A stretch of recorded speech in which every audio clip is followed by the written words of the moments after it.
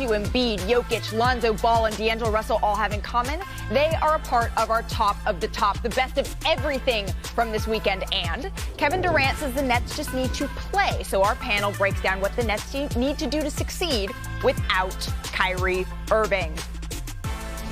Happy Monday, everybody. Welcome to NBA Today, your new home for the NBA on ESPN. I'm Malika Andrews, joined by Richard Jefferson, Chiney Ogwumike, and Ramona Shelburne. And what a weekend it was across the league. It was exciting. So let's go coast to coast on some major accomplishments, starting with Chris Paul becoming the first player in NBA history to reach 20,000 points and 10,000 assists in his career. It was an exciting night to be in the building. I mean, what an accomplishment. Oh, well, Chris Paul's got all of it. Chris Paul's going to have every award possible by the time it's over. Absolutely. And then we have Carmelo Anthony, who passed Moses Malone last night for 9th all-time on the scoring list. Next up for him is Shaquille O'Neal. And then we have Steph Curry with the shot. He recorded his 5,000th assist last night against the Kings. First Warrior player to do so. I feel like I had to play with more energy, I think, when I got that block. Harris, and a block from Durant, coming from the weak side. I think that ignited our team a bit, gave us some energy. Oh, Steph, is he mad at somebody? Wow. There's still a lot of room for improvement. You know, we won 3 different games, 3 different ways. Carmelo looking to become number 9 all time. He's got it! What does it mean for you to now be 9th on the all-time scoring list? I'm 19 years in, man. Still passionate about the game. I'm still passionate about my craft. Here's Paul, lobbing in. Ayton oops the alley. Man, we got real pros on our team. One of my favorite locker rooms. I haven't been in 17 years. Ball for Caruso. Triple-double. And the Caruso show. I mean, it was the home opener, so I knew, he's going to come out with a lot of energy. What do you got, Miles Bridges? Ooh, I'll take it. Oh, man, celebration. What Chauncey's done as a player, now as a coach, picks up his first win.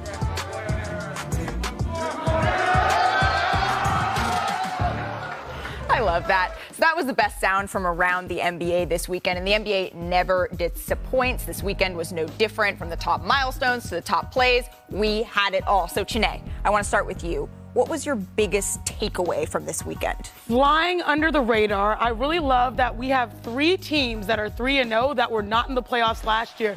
We've got the Warriors, we've got the Chicago Bulls, and we've got the Charlotte Hornets. Ooh. It's really cool to see guys go off to good starts. Richard, you have something? I have nothing to say. I was trying to remember, who was I talking about? I was like, who was I going to talk about? Was I going to talk about the Bulls, the Hornets? We should talk about the Bulls, though, because I love how when you have a balanced roster, we know Zach LaVine is the explosive scorer and the star. You have Lonzo, a distributor. I love Nikola Vucevic. And then you also have a savvy vet in DeMar DeRozan. And to see these teams that sort of took the offseason very seriously, made big moves, start off the year strong, I loved it. Okay, but if we're going to talk about the Chicago Bulls, can we talk about the 3 teams that are the 3 games that they played? They didn't play against the best competition. Nancy. It's not. Okay, I get it. I'm just setting the table. Like, don't be like, we're going to go undefeated. It's like, guys, you are beating the team that you're supposed to beat, and that's the good And their defenses look great. I think they had 13 steals. But it gets harder from here. But you're doing what you're supposed to. Can we celebrate the good before we? We got good bad cop over here. I mean, what's wrong? Okay, let me see inside for you. Let me see inside for you. Friday night, I'm watching the game with my friend up in Stanford. We were having my 20th reunion. Oh my God! One Stanford reunion. She got 4 kids. Everybody's falling asleep on the couch. Steph Curry gets going. Yes. Oh, my goodness. Yep. Wake up. Did you see Steph Curry against the Clippers? This man, 9 and 9 in the first quarter. 25 points in the quarter. Like, this guy, it was like, wake up off the couch. I don't care how old you are. It's like, it might as well be my 5th reunion the way he was playing. Like, Steph Curry is on one to start this season. And it's really where he picked up. Did you wake up off the couch, Richard? No, I did. I'm not going to lie. Some of these games get a little bit tough when you got 2 I'm just making sure. But, my biggest takeaway is when I look at, the Charlotte Hornets and what Bridges has done. All 3 of my teams. Yeah, a lot of people are going to talk about LaMelo and what he's doing, and rightfully so. But Bridges has made some very, very big jumps. And now if we want to talk about, we're talking about early first few games, maybe most improved could be in the cards for him because he has been shooting the 3 well. The athleticism is off the chart. And when you have a point guard like LaMelo, that only heightens your athleticism because he knows how to get you the ball in the right spot. So he was my most impressive player this weekend. So he sounds like he would be your MVP for this weekend. So Ramona, who would your MVP for the weekend? That would be LaMelo. Oh, my goodness. 48 points, team. 13 assists, 12 rebounds, 7 steals in those 3 games. Like, I knew he was good, but I didn't know that he was going to be quadruple-double. Well, and level. I mean, this guy is... He is not just good right now in terms of scoring, he's leading his team to wins. And they beat the Brooklyn Nets yesterday. Right, absolutely. And what was interesting was to hear his teammates talk about him after the game, saying maybe LaMelo last year even, he wouldn't have sat down and let some of his teammates take the lead when they got hot like they did in that game. That's another development in his game. Who is your MVP? I almost just... But it's great because we have been talking about these two based on the growth that they've had, and mine is Ja Morant. Yep, there you go. All the haters, Richard. Prove all the haters wrong. You're always a hater. He made history, the first Grizzlies player with 40 points and 10 assists in a game, which was awesome. Exploded versus Lakers. Oh, tough to see that missing free throw. I know. But what he's been able to do, and I'm sure we're going to dive into that a little bit later, he leads the NBA right now in 35 points per game, right there with Paul George. Talk about most improved. There are going to be some real candidates this year. Absolutely. And you guys, I mean, you mentioned it. Amazing weekend in LA for the Grizzlies and for Ja Morant. Saturday, he dropped 28 points against the Clippers. So let's take a little bit of a deeper look at that game. LeBron and the Lakers, they were looking for their first win of the season, hosting Ja Morant and the Grizzlies. So let's pull up in the third quarter. Memphis is up 1. Morant drives through the defenders. Look at this unbelievable spin layup. Take a closer look. And doing my boy Bays, man. That's Anthony Davis right there. It's ridiculous. Yeah, that's why he went the other direction. He was like, let me go to the other side. AD have 4 blocks in this game. I love it, Ramona. That's AD right there. Right. So later in the third, Morant, look at this. Splits the double team. Two-handed jam. I'm telling you, there. It's Westbrook. You see it and you see the ensuing Lakers possession. Here we go. Carmelo. Bucket. Drains that 3. With that bucket, that's where he passed Moses Malone for 9th all-time on the scoring list. So we're still in the third quarter here. The game is tied at 83. Morant spins. Acrobatic. Makes a scoop layup. Gets by Kent Bazemore again. It was a tough night for Baze. He had 27 points in 3 quarters. Memphis up by 3 heading into the fourth. So we have just over a minute left. Lakers are up by 1. Westbrook misses here. Clean up on Io Mello. This is why the crowd loved Carmelo last night. So the Lakers are up by 3. 5.6 seconds left to play. Here we go. Ja Morant goes up to 3. Not quite. Kent Bazemore fouled him. I told you about that since you were a rookie. 3 free throws. We got 1. He makes it. 2. Hits again. So that's a 40th point of the night. Oh, here we go. Comes up with a 3rd. Misses it just off the backboard. It was a tough night. The Lakers win 121-118. But it was such a good game. You can see Ja's disappointed in himself there. But here's what Ja tweeted just 11 minutes after the final whistle. Failure builds character, followed by, how are you going to respond? I love that. Here was Ja after the game. I really don't care about, what I've done tonight in this game. I missed the free throw to, tie it. So it's pretty much the only thing on my mind. But I'm pretty sure those guys know at the end of the day that, I'm going to be front line and ready to go to war with them as well. Obviously, he missed a free throw, but I'm so confident when he steps up to the line there at any point in the game, especially late in the game. He's going to knock down 1 million game winners. He's a highly motivated individual from day one. This is going to continue to push him because it's all about helping his team win. So I know he's going to learn from that, get better, and be ready to go out there and knock those down in the future like he will. So Morant has been on a tear this season. And when I say tear, this is what I mean. Take a look at the numbers. He had 37 points in the season opener, followed by 28 on Saturday against the Clippers, and a 40-point double-double last night. He's averaging 35 points per game. That is tied with Paul George for the most in the NBA. And, I mean, it was an incredible game. So I think we need a breakdown from both teams' perspectives. Do you guys... Let's go to the board. Let's get it. Let's go to the board. Oh Let's go to the board. Let's talk about a little Ja. Oh, sorry. Let's talk about a little Laker. A little ashy. A little ashy? God, my bad. Listen, it's raining.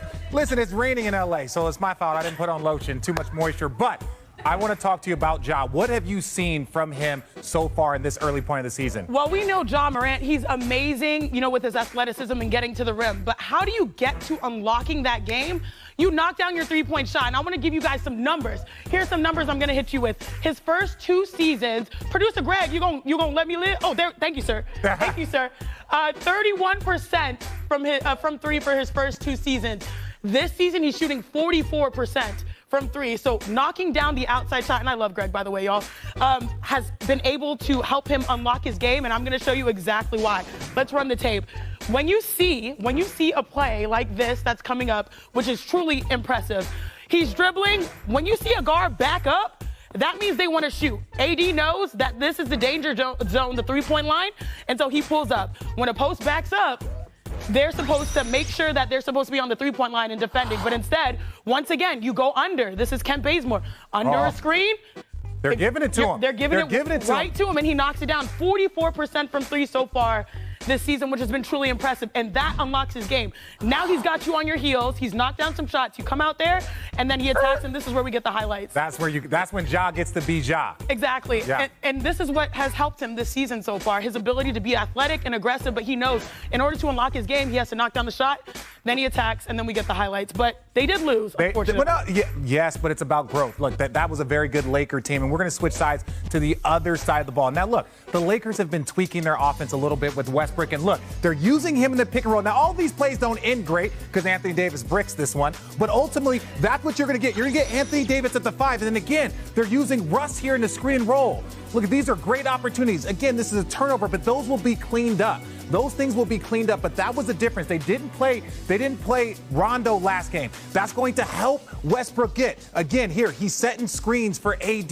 This is what I'm trying to show you. Yes, all of these plays didn't play great or didn't end up great, but at the end of the day, you can see the Lakers are starting to figure out how they want to use Russell Westbrook. What's the best way to get him? And then even switching up your lineups. No Rondo for him, no Rondo at all. So basically that means that Russell and Bron are the primary ball handlers, and that's just going to help with their rhythm. He looked way more comfortable, Russell Westbrook. Oh, 1,000 times more comfortable out there. I know he still had a ton of turnovers, but ultimately it's like, oh, they're going to figure this out. They're already tweaking their offense. 13 assists last night. Yes, he did. Yeah, exactly.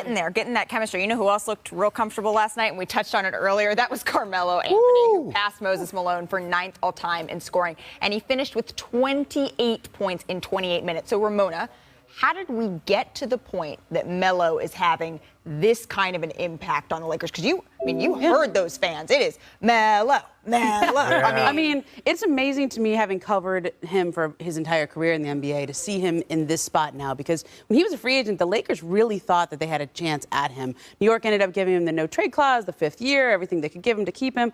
But I remember talking to Kobe Bryant at the time, and Kobe was the big recruiter then. I mean, and for Kobe to recruit is saying something. Yeah. And I was like, Kobe, can Melo play the way you need him to play to win a championship? Interesting. And he said, he did it in college. He won in college. You know it's in there. Right. And so now at the end of Melo's career, however many years he has left, it could be this year, next year, another couple years. The way he's going, it looks all right tonight. Yeah, he's got a couple more years, in my opinion, at this high level of like a good contributor. That was the biggest transition for him.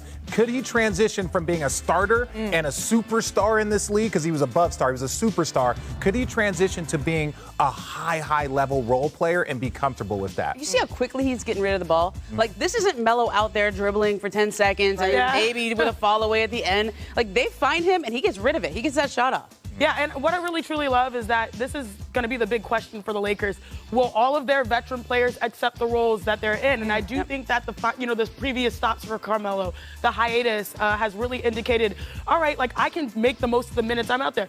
I'm a player that had to deal, post injuries with, coming off the bench at times, knowing that it was better for my team. Again, I played with Mecca and Candace Parker and Chelsea Gray. So I sort of knew, like, okay, if I can provide a boost playing 22 minutes on a minutes restriction, that's the best thing for the team. Carmelo has understood that.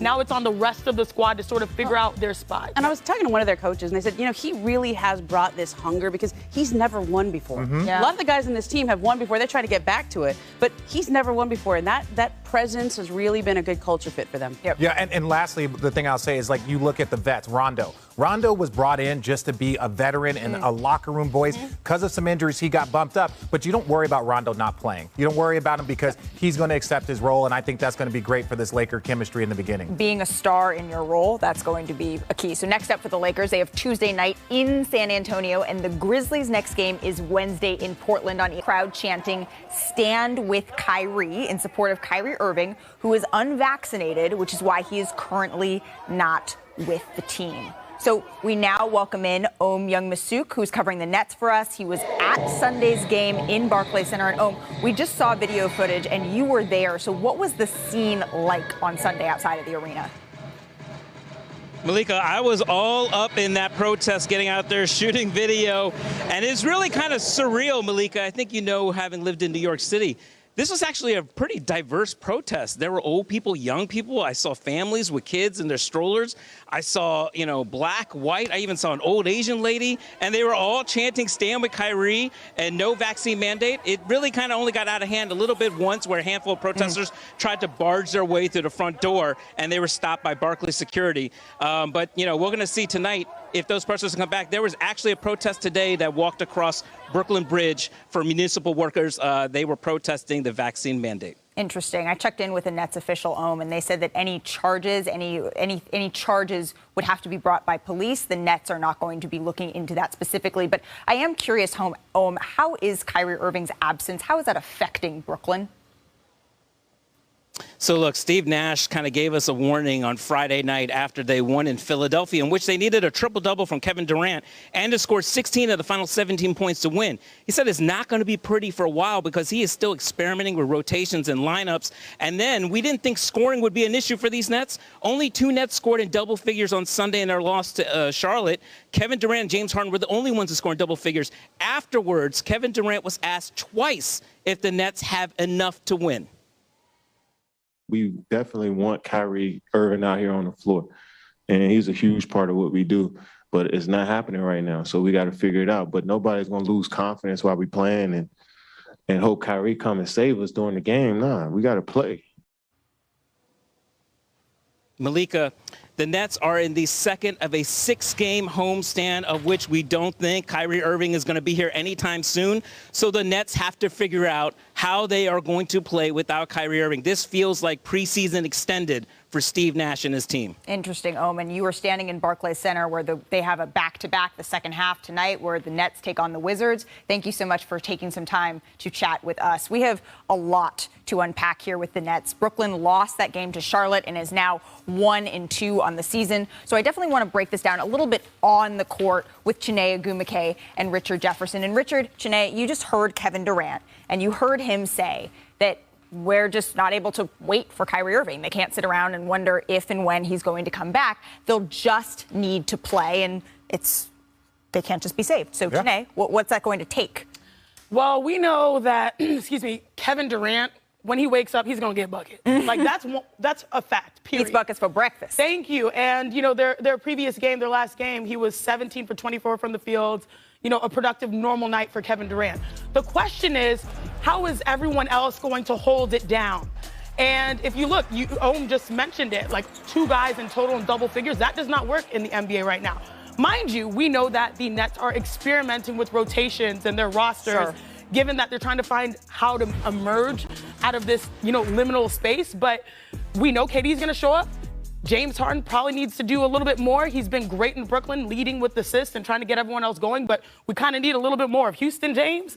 And then the supporting cast has to find their groove. No, they do. And one of the things that you look around the league, the Phoenix Suns, the Denver Nuggets, the Utah Jazz, teams that have had their normal roster, they're going to have like a normal kind of trajectory of how they're going to play. Same with the Milwaukee Bucks. But then when you get to the Phoenix, or when you get to the Brooklyn Nets, you get to the Los Angeles Lakers, there's a lot of turnover. There's a lot of changes. There's been some drama, especially up there in Brooklyn.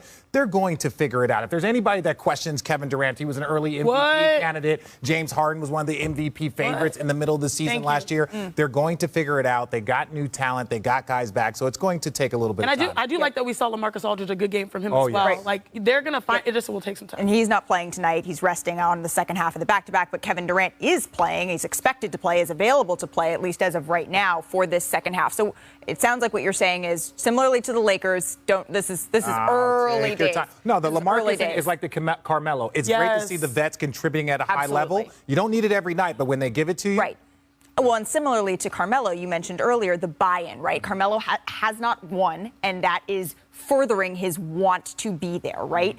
when you look at LaMarcus, what he went through last year, being forced to face retirement before he was ready, you can clearly tell that he wants to be there. This is something that he's going to be playing hard for. So another storyline from this game and the early part of the season is James Harden not getting to the free throw line as quickly and frequently as he was in previous seasons. So Harden has only attempted 9 free throws through 3 games this season. Wow. So let's put that into comparison.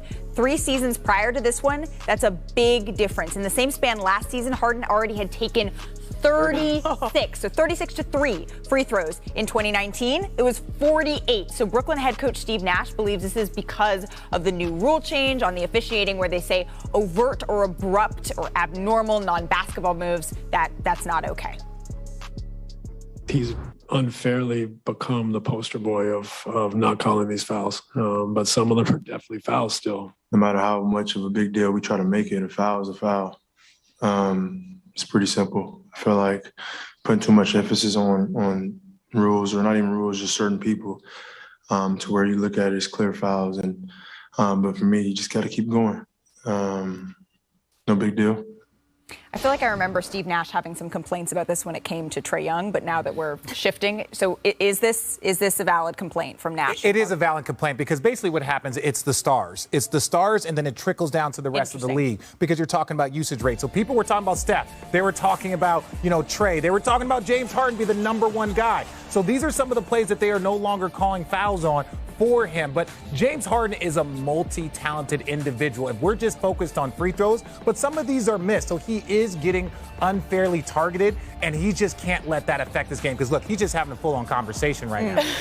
It's so easy to say that when this rule comes into effect, we're going to look at this man, James Harden, based on the public pressure that has been exuded through NBA fans saying, and you guys know I say it all the time, step back, free throw. You can laugh at me. Okay. Yeah, I just want that. Right? Free throw. And people felt some type of way, but it was effective for him in the position he was. That was the best option for the Rockets. Sure. And I will say this, Richard, as a hooper, we know in the locker room, what's the #1 sign of a player being aggressive? Free throws. Getting to the free throw line. While James Harden is great at knocking down, threes and floaters, we saw a different kind of aggression when he kind of risked it all to come to Brooklyn. And so this year is different. There's a lot that's in the balance.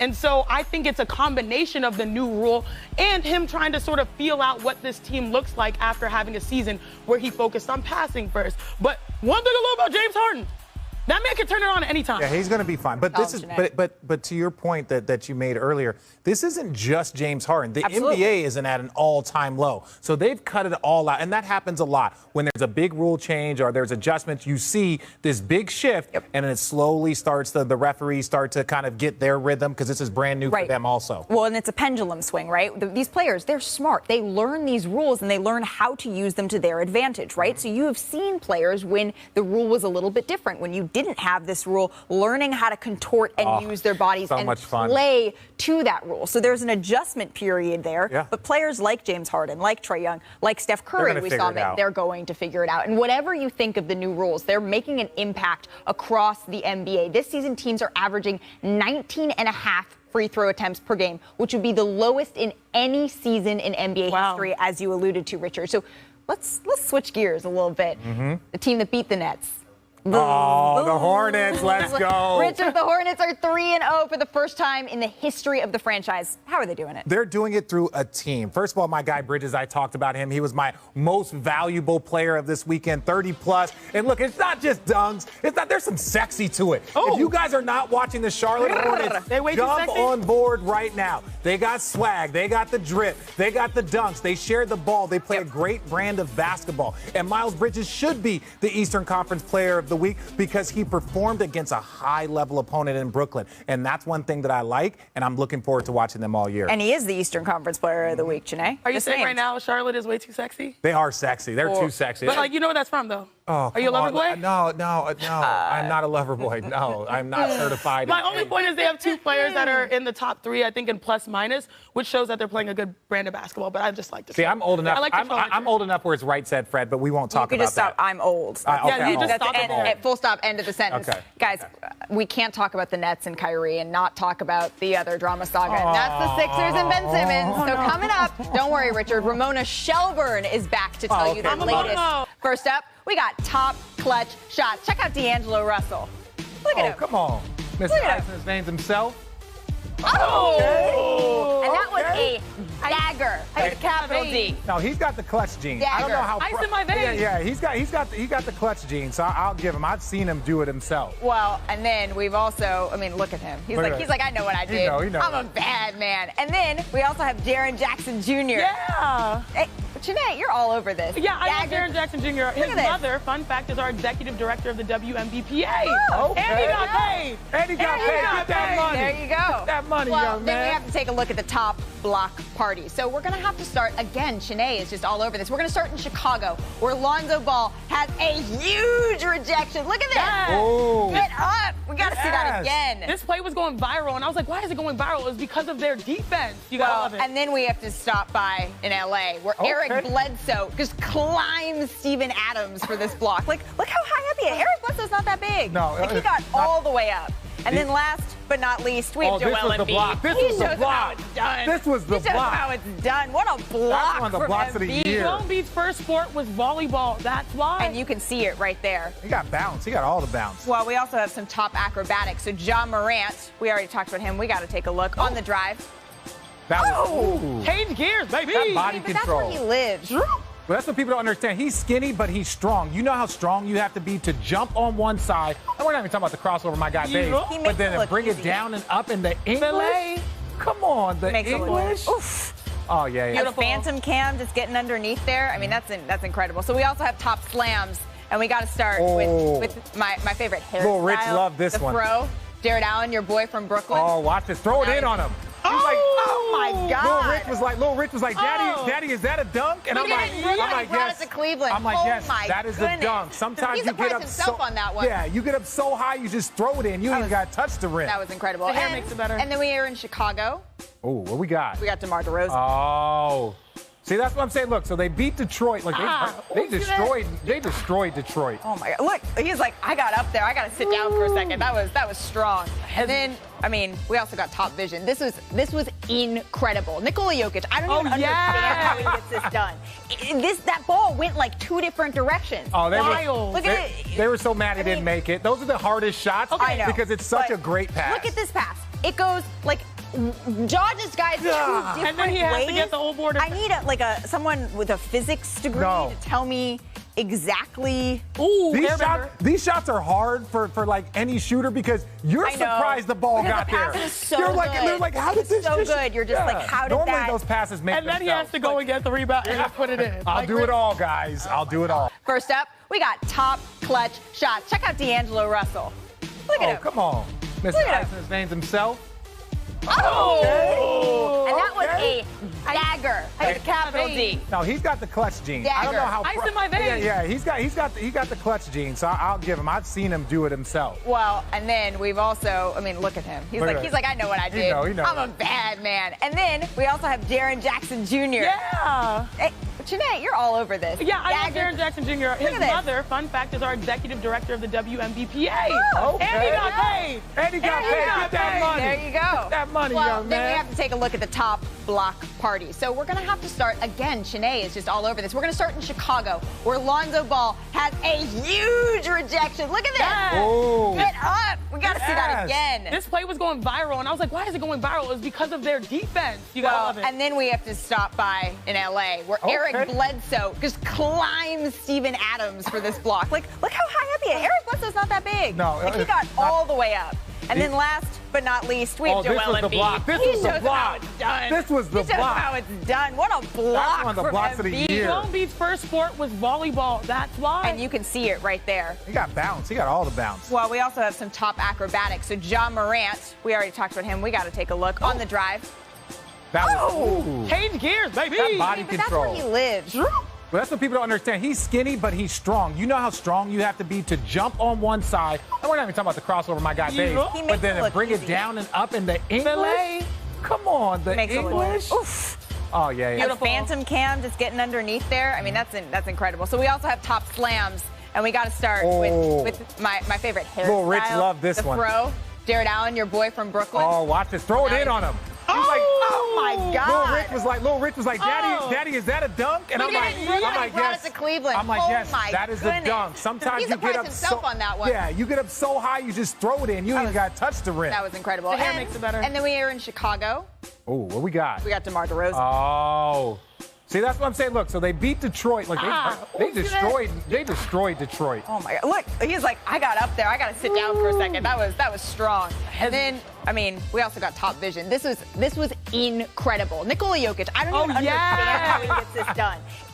That ball went like 2 different directions. Oh, Look at it. They were so mad he didn't make it. Those are the hardest shots because it's such a great pass. Look at this pass. It goes like. Dodges guys 2 different ways. And then he has to get the whole board. I need someone with a physics degree to tell me exactly. Ooh, these shots are hard for like any shooter because you're surprised the ball got there. Is so They're good. like, how did this? So good. You're just like, how did Normally that? those passes make. And then he has to go and get the rebound and put it in. I'll do it all, guys. I'll do it all.